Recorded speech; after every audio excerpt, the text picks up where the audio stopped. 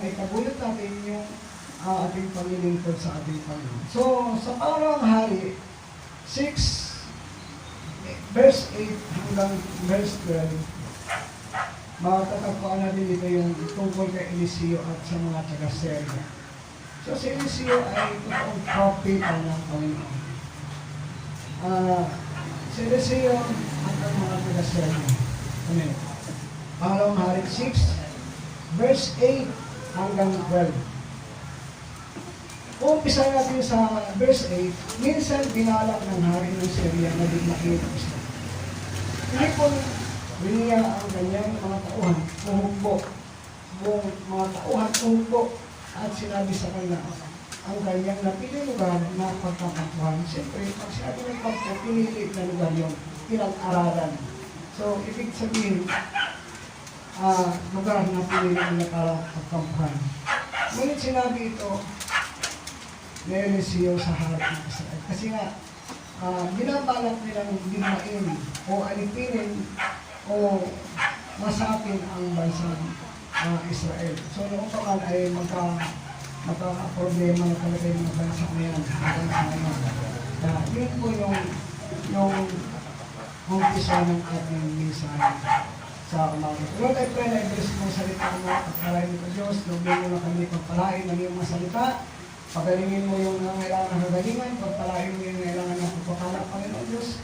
Lahat ng mga desire namin, ipagkaloob mo, Panginoon, sa aming mga sa pangalan ko ni Jesus. Amen. So, pag pumunta tayo ng church, dapat meron tayong minanasa o ninanais na minanasa natin ang Panginoon. Na bawat isa ba sa atin, mayroon ba kanya-kanyang kahilingan? Amen. Meron kanya-kanyang mga daing sa Panginoon.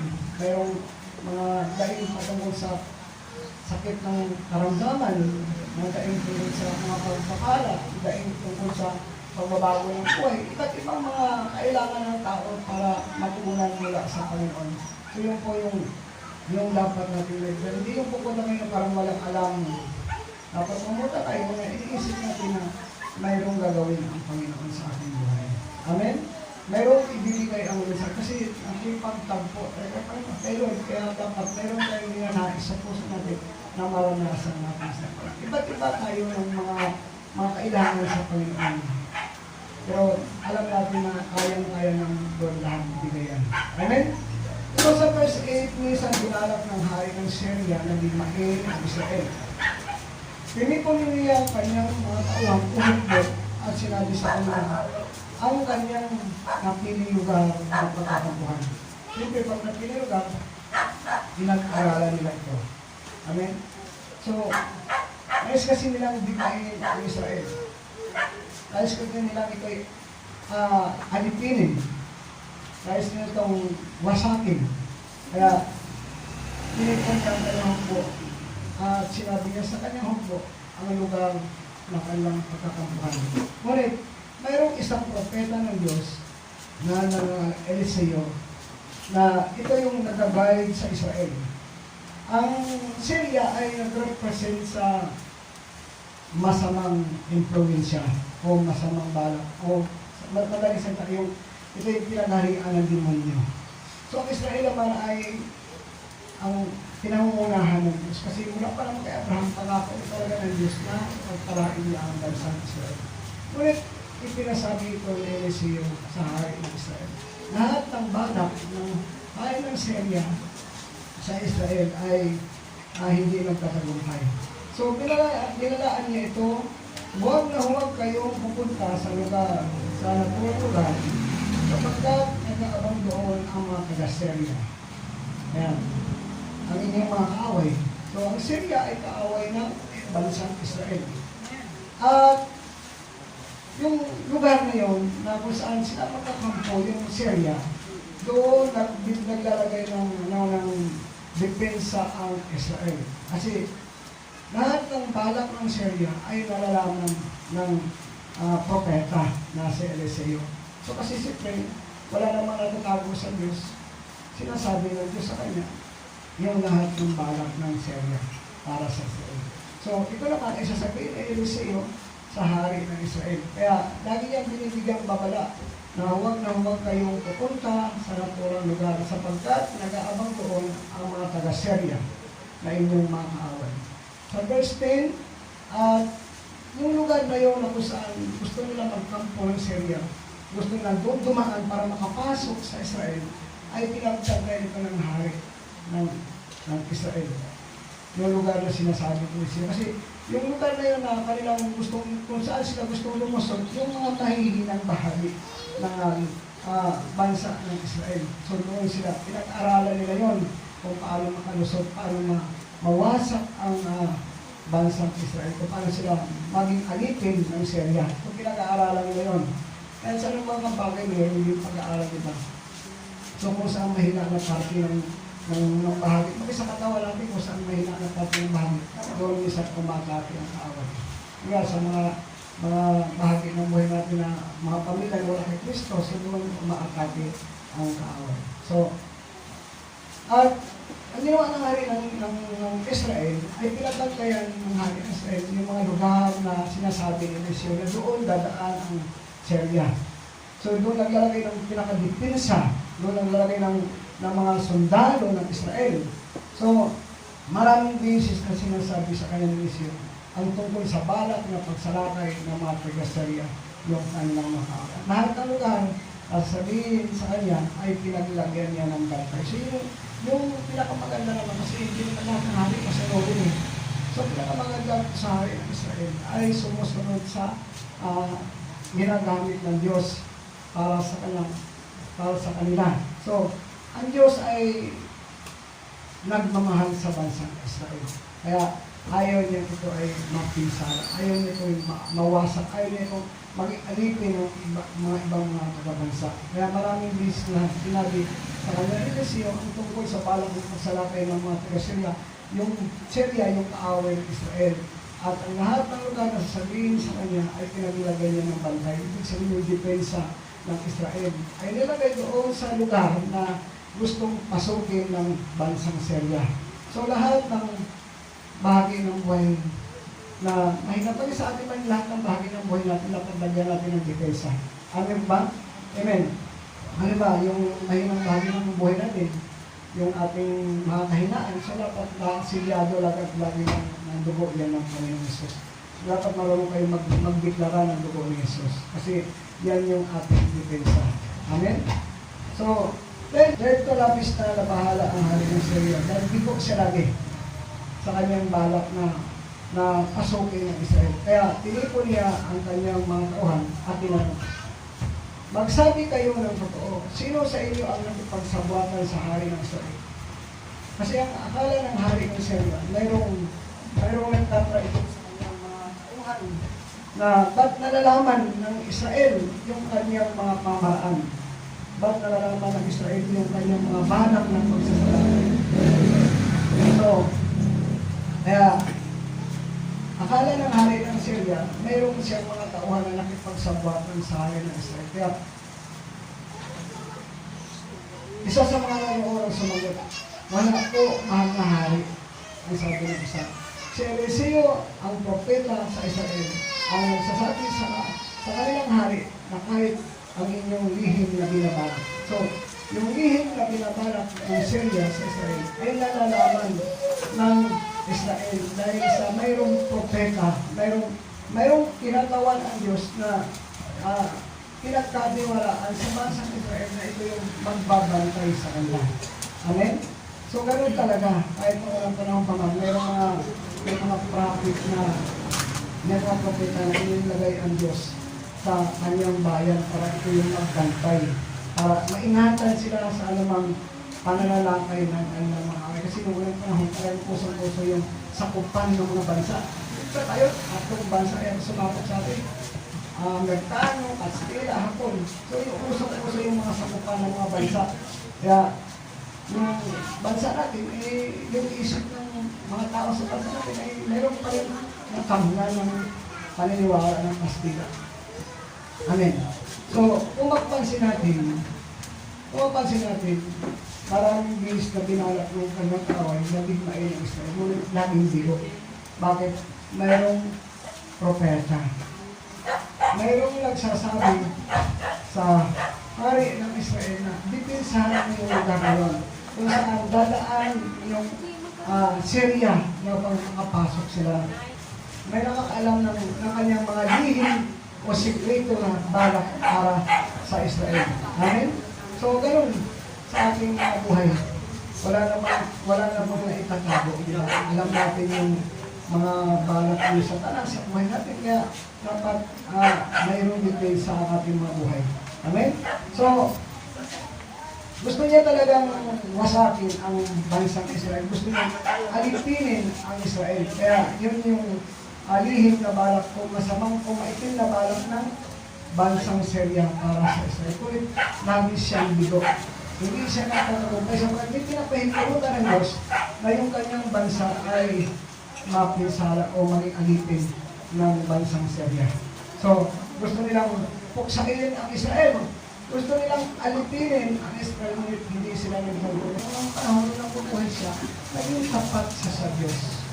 Alam mo natin yan, nung hiningin sa kanya ng Diyos yung kanyang anak sa isa, kahit nasa salit-salit dahil nila.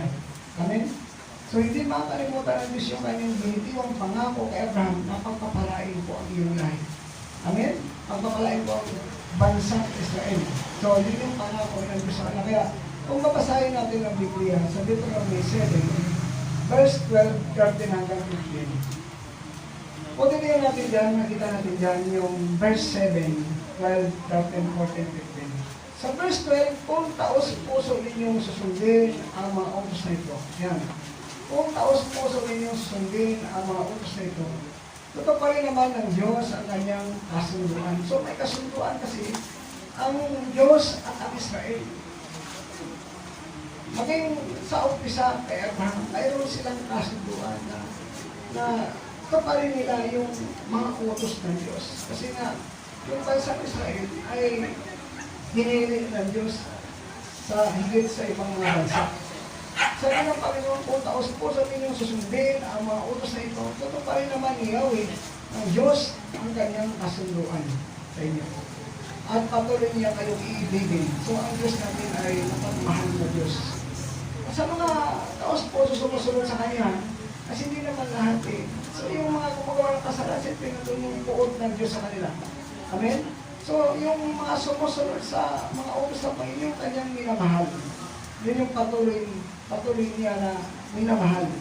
Tulad ng pangako niya sa inyong mga ano. Kaya yan, yung buhay ni Abraham na binabalik-balik lagi ng Panginoon, yung kanyang pangako, yung kanyang pag-ibig kay Abraham na magpapalaan mo ang iyong lahi dahil sa iyong pagsunod sa atin. So, yan ang sasabi natin na mahalaga yung pagsunod sa Panginoon. Kasi ang pagsunod, tanda yan ang pagmamahal natin sa Diyos. Dapat lahat tayo nagmamahal sa Diyos. Kasi napakabait ng Panginoon eh. Sa mga mabait sa Kanya. Amen? Sa mga mabait sa Kanya, mabait din siya. Tulad ng pangako niya sa inyong Panginoon. Kasi nangako siya kay Abraham na pagpapalain ko ang iyong lahi, Abraham. Dahil sa iyong katapatan, dahil sa iyong pagsunod sa ating mga utos. Iibigin at pagpapalain. So, mamahalin sila ng Diyos, pagpapalain sila ng Diyos, paramihin niya kayo, at magkaroon kayo ng maraming mga anak. So, kasama yan doon sa pangako ng Diyos sa verse 13 na sila ipagpapalain ng Diyos. Mamahalin sila ng Diyos, pagpapalain sila ng Diyos, paramihin sila ng Panginoon Diyos, magkakaroon sila ng maraming mga anak. So, mabot na sila kasi dami ng buhangin sa dagat. At bibigyan ko ng masaganang ani. Ayan, isa rin sa pangako ng Diyos yan.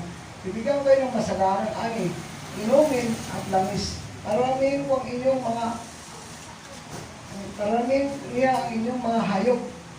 Sabi dyan, tutuparin niya, ito agad, pagdating ninyo sa lupa, ipinangako niya sa inyong mga ano. Kasi ang Kanaan, yan yung bansa na ipinangako ng Diyos kay Abraham. Nung siya ay nabubuhay pa. So nasabi niya, ibibigay ko sa iyo ang Kanaan. Kaya lahat ng mga kaharian doon ay nilupig nila. Kaya lang hindi nila natupad lahat yung kaya nga yung mga natira doon, naging kaaway pa ng Israel. Kasi nasa dugo nila nalalagay ang rebellion sa Panginoon. Hindi pagkakilala sa Diyos. Nalalagay sa dugo ng mga taga-Kanaan yung kawalan ng pagkilala sa Diyos. Kaya yung mga anak nila, mga anak, ganun din ang lumabas, wala rin pagkilala sa Diyos. Kaya yun yung naging problema ng Israel ng kasi hindi nila lubos na nakumpay na kanan kasi hindi nila lubos na sinunod yung utos ng Panginoon, lupigin nila lahat yung mga taga-Kanaan. Kasi nga, mahabang panahon naghintay nila. Parang Sodoma at Gomorrah, parang panahon din nanuwara. Ang tagal ng panahon ng paghihintay ng Diyos.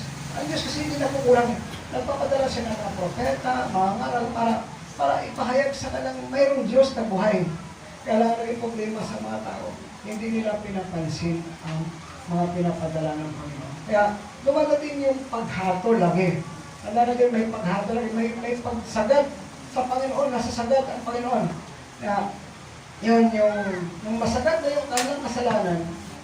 So pinapasok doon yung bansang Israel para sila ilupigin, para lahat sila ay ibusin, para mapasaka nila ang bansa ng Kanaan. Kaya lang, hindi rin na natupad yung kasi mababasa mo sa Biblia, pag binabasa mo ang Biblia, may mga hindi talaga sumunod sa Panginoon. Hindi na perfect ang pagsunod sa mga atas ng Panginoon. Kaya, sabi ng Panginoon, pagpalain niya kayo, katigit sa kanilang bansa. So yan, walang maging baog sa inyo. Ayan, maging tao o mga alagang hayop man. So walang maging baog sa tao, maging sa mga hayop. Lahat sila ay mga anak, yung mga babae mga anak. Yan yung pangako. Padadagihin sila ng Panginoon, tao, hayop, padadagihin ng Panginoon. At ilalayo niya kayo sa karamdaman, sa pangako ni Jesus. Sa alimang sakit na ipinaranas ko sa Ehipsyo ay hindi ko pagdakuhin sa inyo, kundi sa inyo. Kasi ang natin ng Israel, may 10 salot na ipinadala doon ng Panginoon nung ayaw nilang kilalanin ang Diyos ng Israel. So, nagpadala ang Diyos ng 10 salot hanggang sa pinakahuli na yung mga panganay na mula sa hari, sa mga tao, sa mga hayop ay namatay dahil sa kanilang pagbibilbi sa Panginoon. Hindi nila pagkilala sa Diyos ng buhay. Yung pinakahuling salot na ipinadala doon ng Panginoon sa bansang Ehipto. Kaya yun yung pag binabasa yung Biblia, makikita niyo yung 10 salot na yan. Kaya noon pa mayroon ng mga salot na namingin sala, bunga ng kawalan ng pagkakilala sa Diyos. Kaya bakit mayroon mga ganun, mga salot na nangyari. So ang mga pangako ito ay para din naman sa atin. Alam niyo sa Biblia, sa Galatia 3 verse 19, ang sabi sa 19, at kung kayo kay Kristo, kayo mga anak ni Abraham at tagapagmana ng may pinangako ng Diyos. Kasi si Abraham nakakabit kay Kristo. Yung kanyang pananampalataya ay nakaugnay sa Diyos. Kaya sabi din sa Galatia 3 verse 19, at kung kayo kay Kristo, kayo mga anak ni Abraham at tagapagmana ng mga ipinangako ng Diyos. Kasi nangako ang Diyos kay Abraham na nababasa natin yung kung mayroong paus-puso mo susundin ang mga utos ng Panginoon. At kapag sinunod natin ang totoo sa puso natin, ang Diyos ay tutupad naman sa kanyang kasunduan sa pangako na yan. Na patuloy niyang ibigin ang ating mga ninuno at maging tayo na sumusunod sa Panginoon ay mamahalin din tayo ng Panginoon. Kasi yung pangako yan, hindi naman nagbabago yan. Hanggang ang mundo, patuloy pa rin yung pangako ng Diyos niya na patuloy niyang ibigin tayo, pagmamalain tayo. Amen? So, paramihin ang mga anak, bibigyan ng masagaran ani at inumin at tamis. Paramihin ang iyong mga hayop. So, yan ay tinutupad ng Panginoon sa mga taong totoo sa Kanya. Kaya dapat na tayo maging totoo. Huwag kayong hindi kayo naniniwala sa salita ng Diyos, hindi po yan mabuti para sa kaluluwa natin. Dapat tayo naniniwala sa salita ng Diyos. Amen ba?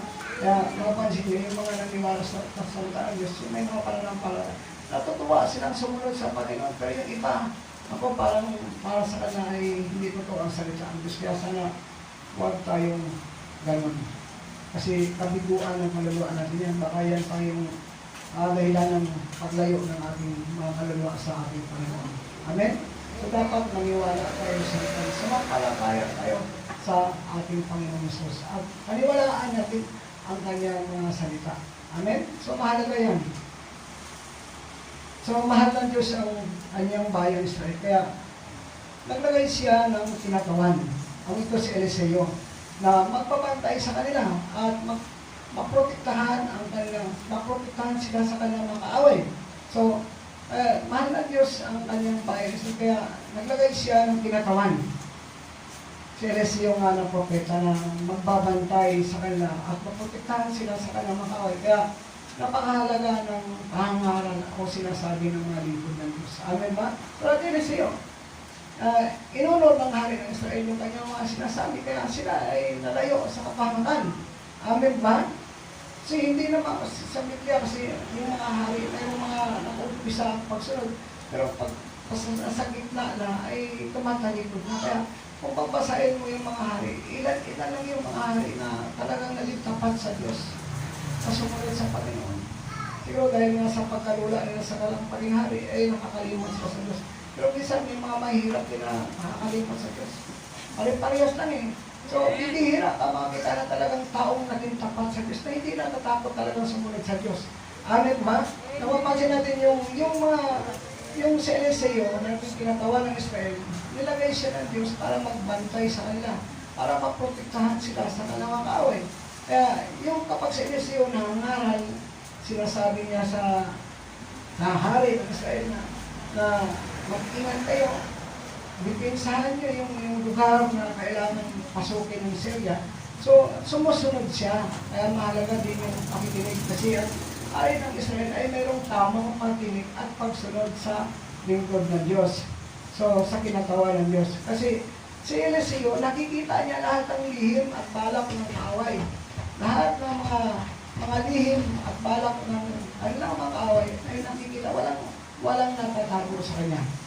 Kapag ito'y sinunod ng mga Israel, yung sinasabi ng propeta, ito'y naging depensa nila. Ito yung nag-iingat sa kanilang mga buhay. Naiingatan ang kanilang mga buhay. Ito rin yung nag-iingat ng kanilang mga sarili para huwag silang mapasok ng kanilang mga kaaway. Kasi ang gusto ng Syria ay pasukin, digmain sila, at lupigin sila, at gagawin silang alipin. Yun yung plano ng Syria sa bansang Israel. Digmain sila, wasakin sila, at gawin silang mga alipin.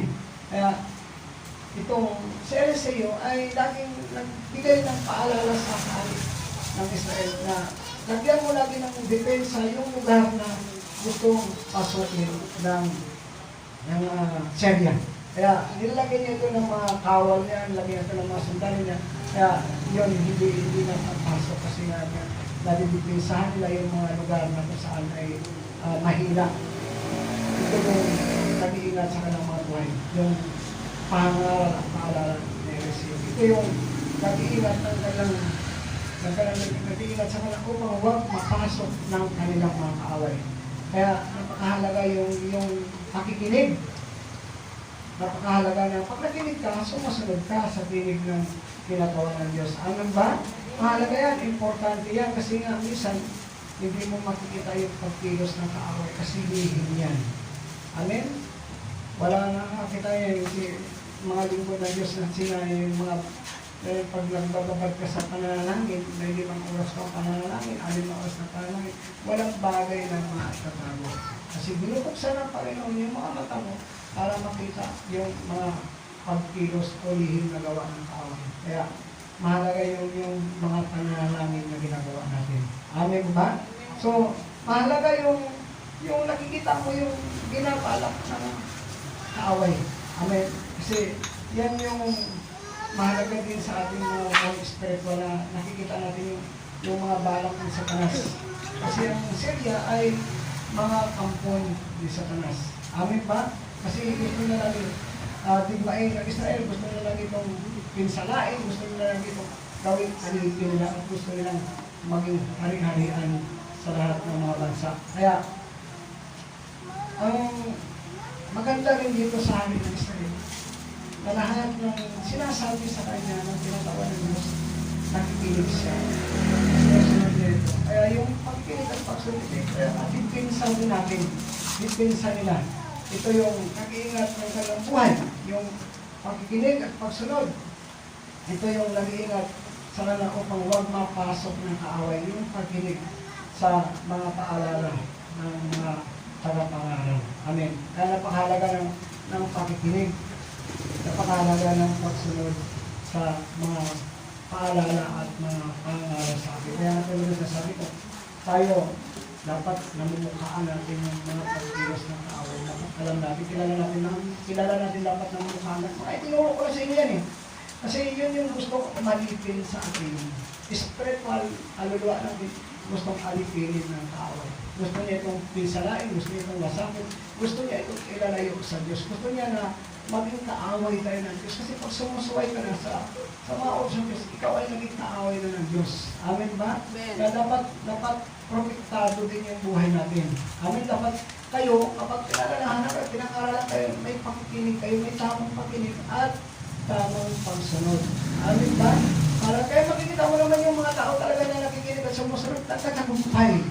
Amen. Tulad ng Israel, pag pinangaralan sila ng Eliseo, pinalalahanan sila, nakikinig sila, sumusunod sila, kaya sila ay nakapagtatagumpay sa lihim na kasamang balak na itin na balak ng bansang Syria. Kaya mahalaga yung ating mga tainga ay bukas. Amen? Amen. Kaya makikita mo ang ebidensya niyan sa mga taong nagtagumpay. Amen? Kasi kapag nakapakinig sila na tama yung pinapangaral sa kanila, makita mo yung ebidensya ng mga taong nakikinig at sumusunod, sila ay nagtatagumpay sa lihim ng mga balak ng kaaway. Kasi ang gusto ng kaaway, wasakin ang kaluluwa natin. Ang gusto ng kaaway, alipinin ang kaluluwa natin. Amen ba? So, yun kanya literal na ano. Pero, ang Syria ay pinagaharian pa rin ng masamang espiritu. Kasi ayaw niyang tumilala sa Diyos.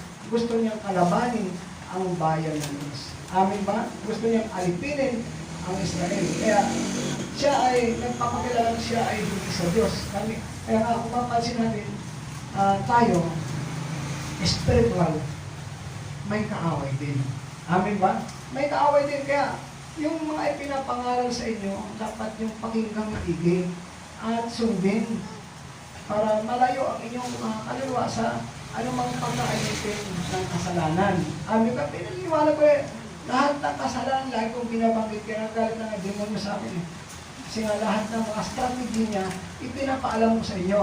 Amin ba? Lahat ng mga balak niya, ay pinapaalam ko sa inyo. Yung mga nakarang mga buwan, lahat ng mga strategy, lahat ng mga gawa ng lamang gawa ng lahat ng kaaway, ay itinuro ko sa inyo. Kaya dapat mamukhaan mo siya, kilala mo siya. Kasi pag hindi mo siya nila, asa kasama mo pala siya, ay baliwala lang sa iyo.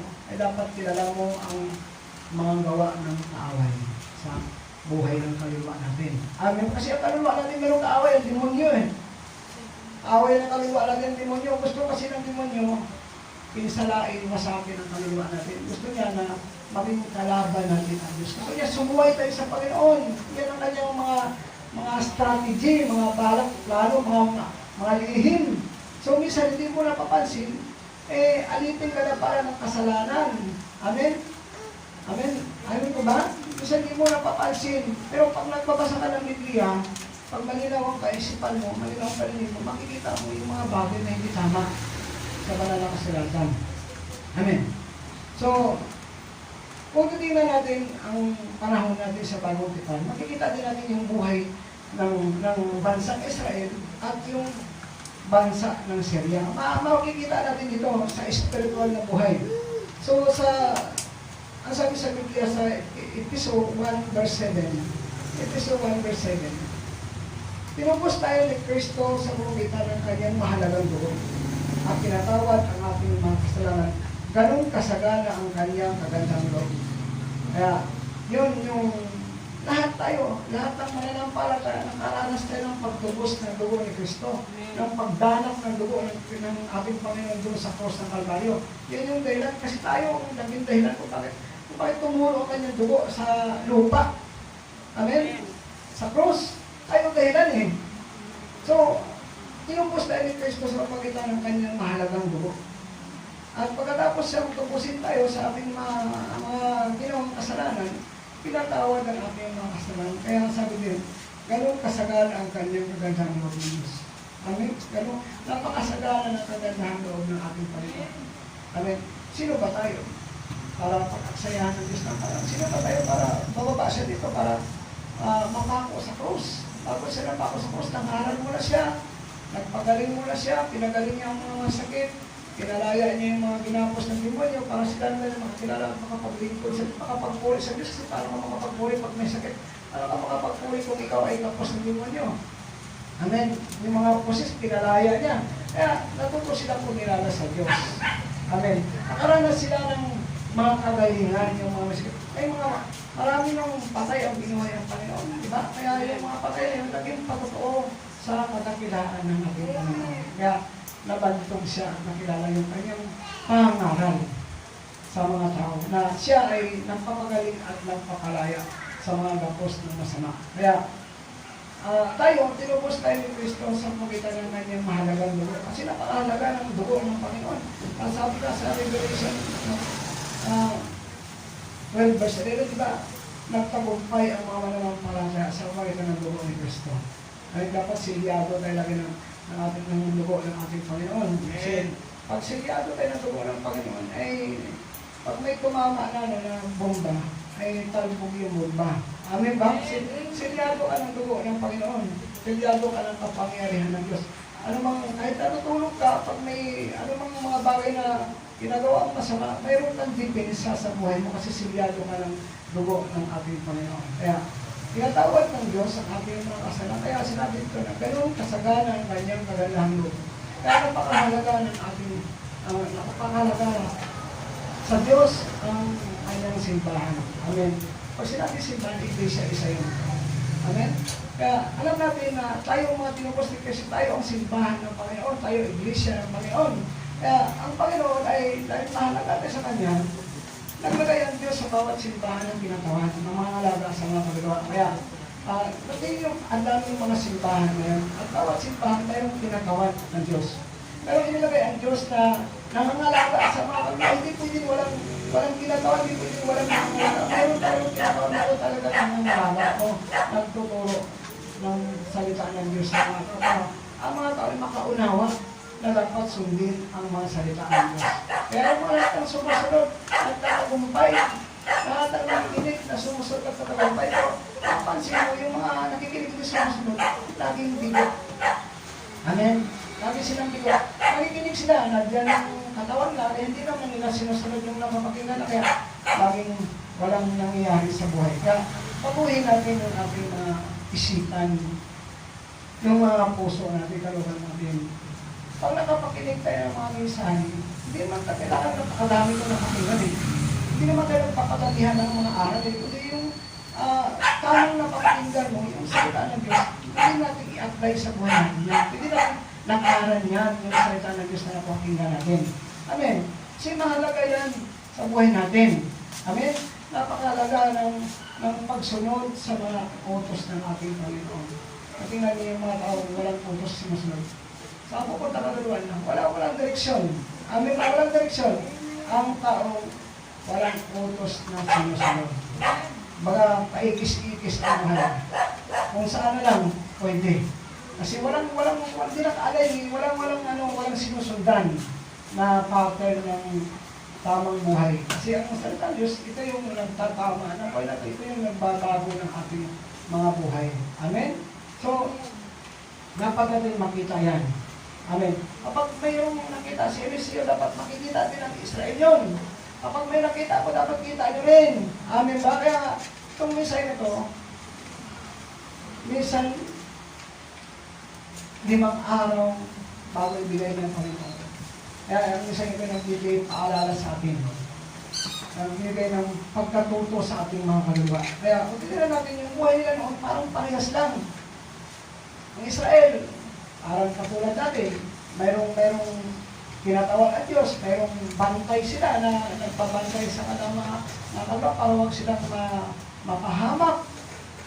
Amen? Nakikita ng Prophet Eliseo yung lihim na binabalak ng kaaway ng Syria. Kaya pag ito yung nakita niya, sinasabi niya agad sa presidente ng Israel o sa hari ng Israel. Kaya lahat ng kanyang lihim na balak, bigo. Kasi nga, mayroong depensa agad. Mayroong mabilis na pakinig, mabilis na pagsunod sa mga sinasabi ng Propeta Eliseo. Kaya, hindi siya nakakalusot. Talagang, talaga yung depensa lagi. Kaya gano'n yung imbitahan ng pagkinig at pagsunod, nandun yung depensa agad ng Panginoon sa ating mga buhay. Nandun agad yung pag-iingat ng Panginoon sa ating mga buhay. Nandun agad yung pag-iingat ng Lord na huwag tayo mapasok ng ating kaaway. Kaya nasabi ko na, napakahalaga ng pagkikinig at pagsunod sa tinig ng mga lingkod ng Diyos. Kasi ang lingkod ng Diyos, ginagamit ng Panginoon, kinatawa ng Diyos para magturo sa mga tao. Kaya napaka-importante ng buhay ng mga lingkod ng Diyos. Amen ba? Napakahalaga. Amen. Amen. Kahit mag-1,000 man tayo, kahit pag 5,000 man tayo, napakahalaga pa rin dyan ang kinatawa ng Diyos. Amen ba? Kasi yan yung gamit ng Panginoon para makaalam lahat. Amen ba? Makaalam lahat ng kalooban ng Diyos. Amen. Para malaman natin ang kalooban ng Diyos. Kasi mayroon talaga mga ginagamit. Kaya yung mga pinapadala natin ng mga manggagawa sa inyo, mga tinuturuan din natin yan. Amen ba? Mga sinanay natin. Isang pattern lang yan. Kaya dapat ninyong makita ang kahalagahan yan. Kaya pag dumating sila sa inyo, ay asikasuhin nyo. Kasi hindi talaga dala niyan ay malaking pagpapala sa inyo mga kaluluwa. Amen ba? Amen. Pahalagahan nyo. Huwag niyong babaliwalain. Pahalagahan nyo. Higit pa sa ginto at pilak ang dala niyan. Higit pa sa anumang bagay sa mundo ang dala ng mga yan. Kasi na, bago umalis sa mga yan, alam na nila yung kanilang gagawin. Buhay ang hinahabol ng mga yan. Buhay ang hinahabol natin. Amen ba? Kaluluwa ang ating pinopokos na makakilala ang mga kaluluwa sa Panginoon at sila ay matutong maglingkod sa Diyos. Kaya, tayo lahat na tinubos ng Diyos, sumungitan ang kanyang mahal ng dugo. Pagkatapos tayo tubusin, tinatawad tayo sa ating mga kasalanan. So, sinasabi nila ganong kasagana ang kanyang magandang ng Diyos. Kaya, napakahalaga sa Diyos ang kanyang simbahan o kanyang iglesia. Kaya, naglagay ang Diyos sa mga simbahan ng kinatawan ng mga halaga sa mga kaluluwa. Amin ba? Kung babasahin natin ng Hebrews 13 verse 17. Sabi diyan, ano ang sabi diyan sa verse 17? Hebrews 13:17. Pasakop kayo at sumunod sa mga namamahala sa inyo. Ayan. Bawat simbahan mayroong namamahala. Hindi pwedeng wala. Bawat simbahan mayroong nangangalaga. Hindi pwedeng wala. At yung mga namamahala na yun, mga nangangalaga na yun, ay managot sila sa Diyos tungkol sa kaluluwa. Kaya mabigat ang pananagutan ng mga namamahala sa kaluluwa. Mga nangangalaga ng kaluluwa. Mabigat ang pananagutan. Kasi hindi sa tao mananagot, kundi sa Diyos. Sagutin niyo mga kaluluwa. Pag nababayaan ng kaluluwa, kaya nga tayo nag-aani, nagtitipon. Hindi natin sinabi na mag-ani lang. Amin po, tinitipon natin yung mga kaluluwa. Tapos inaasikaso yung mga pinalalabo ang pananampalataya ng mga kaluluwa. Amin ba yun yung ating sinusundan na pangitain sa ministry ito? Nag-aani, nangangalaga, nag-aani, nangangalaga. Hindi yung inani mo lang tapos pabayaan mo. Kasi may mga prinsipyo na, malaga nakapagtanim ako, bahala na siya. So hindi ganon. Sa atin, kung yun ang prinsipyo ng iba sa atin, hindi ganon. Pag tayo nag-aani ng kaluluwa, inaalagaan natin ang mga kaluluwa. Amin ba para lumago? Tapos tinuturuan natin maglingkod sa ating Panginoon. Amen. Ganun ba? So, wag yung ganong prinsipyo na pagtalim ako, ay bahala na siya. Bahala na siya kung tumubo, mabuhay siya. So, paano kung nakapakan ng kalabaw yun, yung binihiro ng tinalim, eh di wala rin mangyari ko, talim ka na talim, wala rin mangyari sa mga binhi o itinatalim. Dapat mayroong babantayan mo yan. Aalagaan mo yan. Amen. Lagi mong paalalahanan yan. Amen ba? Amen. Kaya ganun ginagawa natin. Kapag tayo nakapagtanim ng salita ng Diyos, binabalikan kayo, inaalagaan kayo, inaalala lagi kayo, para kayong matuto sa Panginoon. Hindi kayo pinababayaan. Kaya sabi din, manakot sila sa Diyos, sa gawain ito o sa mga kaluluwa. Kaya sa ibang salin ng version ng King James Version, sila yung nagpupuyat sa mga kaluluwa. Kung sila yung susundin ninyo, magagalak sila sa pagkapag ng kanilang pangulin. So yan, ang sabi dyan, kung susundin natin yung mga namumuno, namamahala, nangalaga, magagalak sila sa pagpapag ng kanilang pangulin. Kung hindi, sila yung manghigati at hindi ito makakabuti sa inyo. Amen? Kahit na sa tahanan, pag sumusunod, di ba mayroong mayroong kagalakan. Pag walang pagsunod ay kapighatian. At minsan, tinuturo ko na mahalaga ang pagpapasakop. Magpasakop tayo sa gobyerno, magpasakop tayo sa pamalaan, magpasakop tayo sa simbahan, magpasakop tayo yung mga estudyante, magpasakop tayo sa mga teacher nyo. Yung mga alipin, mga tao, magpasakop kung may amo kayo. Kasi nakakahadlang sa blessing yung hindi pagpasakop. Amen. Nakakahadlang talaga yan. Kapag napighati yung amo mo, ay baka makontrol yung blessing. Ganun lang naman yung kasimple. Amen mo ba? Amen mo ba? Huwag yung paghatiin yung mga namumuno. Sumunod. Amen. Sumunod. Para tayo i-bless ng Lord. Kasi sa magulang na lang, di ba? Pag hindi sumusunod anak, may kapighatian din yung magulang. Kaya, pag may kapighatian sa inyo pagsunod, minsan ang blessing ay napuputol. Napuputol. Amen.